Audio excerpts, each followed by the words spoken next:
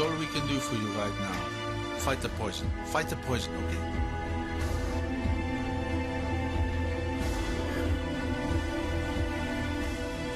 And I could feel myself going. It was really scary. You could hear everything.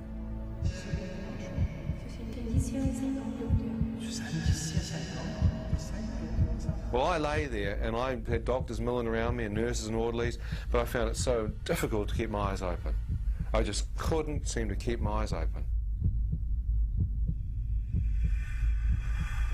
I remember shutting them and sighing a sigh of relief and thought I'll have a break for a few moments and then I'll try again.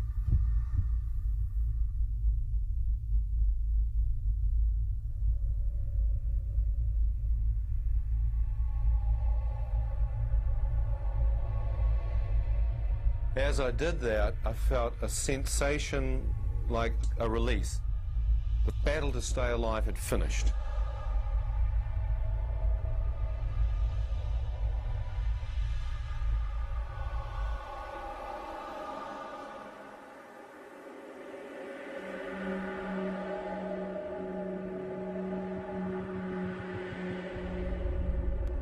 I suddenly found myself in a standing upright position, wide awake. I knew I was awake. The trouble was, it was pitch black. And my first thought was, why on earth those doctors can't turn the lights out in here? What kind of hospital is this? As I stood there, wondering how long I'd been asleep for and why the lights are out, I thought, well, don't freak out. Let your eyes accustom to the dark. Maybe you've woken up too quick. So I kept looking, thinking my pupils had dilated. No light. Couldn't see a thing. It was pitch black, like a dark room. So, well, okay. There must be some light in here somewhere. So I turned around 360 degrees, checking out to see if there's some light. Couldn't see a thing. As I went out to my right, I couldn't find the wall. I thought, that's weird. Have they moved me? So I started moving back to the left, groping around looking for my bed. Couldn't find it. I thought, great, you idiot, now you've lost your bed. How on earth did you do that? So as I'm groping around physically trying to find my bed, the next thought that comes into my mind is that it's so dark in here, you can't seem to see your hand in front of your face. So I brought my hand up to where my face should be, and it seemed to pass straight through, as if there was no physical form there. I thought, that's impossible. You can't miss your head. I went for my physical body, absolutely nothing. I thought, what the heck's going on? It's like I'm out of my physical form. It's like I'm transparent, yet I have the sensation of being a total human being standing there. Ian, who I am, appears to be standing here. What's happened? And as I stood there, I began to sense something out to my right looking at me. In front of me, I felt like invisible eyes of something or someone checking me out. The darkness had an evil presence, a cold, encroaching evil pervading the atmosphere.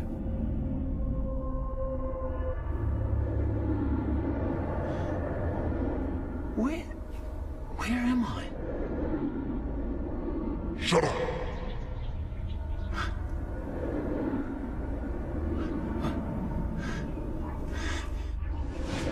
You deserve to be here. What? Deserve to be where? Hell. Now shut up.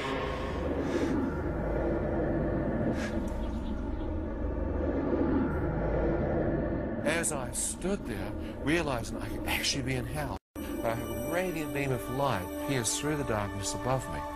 As this light touched my face, I felt an awesome presence go through me, and my entire body seemed to lift off the ground and be translated up into this light and radiance. As I'm being drawn up into it, I can see that it's coming from a circular-shaped opening far above me. I feel like a speck of dust being drawn towards this light. As I'm being drawn up towards it, I thought, is this real? I looked back over my shoulder, and far beneath me, I could see the darkness. Still not understanding what this light was, I began to move up to the opening, enter it. As I was drawn into the opening, I could now see that it was a tunnel. As I looked along the length of it, I could see the source of the radiance. My first thought is the center of the universe. Look at the light. Look at the power coming from there. As I've been moved towards it, I watch as a wave of radiance comes up. As this wave of light comes off the source, it touches me, and I feel warmth, comfort. All that kind of fear and darkness just seems to go out of me, and I feel a living light flow through me. Shafts of radiance came out from the central core. It was like a white fire. Phenomenal radiance in the central core. From that, I watched this brilliant light piercing out. And I thought, even the stars in the universe, even the constellations must find their energy source from this focal point. What is that light? Is there someone in there surrounded by this radiance? As I questioned that in my own mind, a voice spoke to me from the center of the light. The moment I hear his voice, I recognize it to be the same voice that spoke to me in the ambulance, telling me the Lord's Prayer and whether I'd forgive. And he said, "Ian, do you wish to return? If you wish to return, you must see in a new light." Words appeared in front of my eyes. God is light, and in him there is no darkness at all. I thought, God is light. Could that possibly be God? And in him there's no darkness at all. I've just come from darkness. Whoever this being is, he is completely separate from darkness. I see no shadow. I see no evil, only pure white radiance. And he knows my name. Could it possibly be God that I'm standing in the presence of, talking to? I thought, if it is, he must be able to see my spirit absolutely naked. He must see everything. I began to pull back.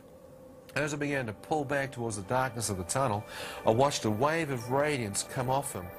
I expected it to touch me and literally catapult me back into the pit. But as this wave of light emanated forth off him, it moved through me, and all I got was love. The love was causing me to literally blubber. I was actually just bawling my eyes out. And I could feel an acceptance coming. I said, God, you can't love me. I've cursed you. More love. I said, I've committed all kinds of sins. I've slept around, I've taken drugs. More. As the love kept coming, I then literally divulged what I knew to be the most debauched things in my life. As the light began to open up, I became aware that standing in the center, I began to make out a man's bare feet. Around his ankles were dazzling white robes, garments.